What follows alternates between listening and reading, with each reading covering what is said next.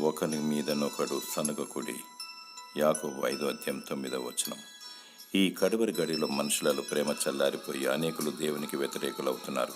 ఎదుటి వ్యక్తిని కించపరచుచు, విమర్శిస్తూ నిరాకరిస్తున్నారు. తమ లాభ సాధకము కొరకు స్వార్థంగా వ్యవహరిస్తున్నారు.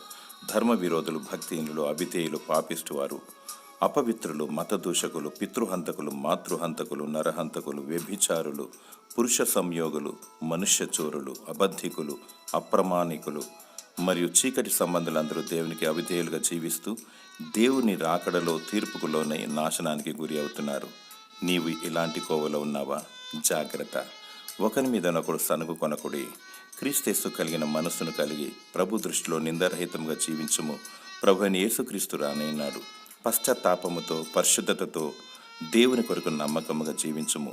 దేవుడు నిన్ను కరుణించి జీవగ్రంథమందు నీ పేరును లిఖించునుగాక. ఆమేన్.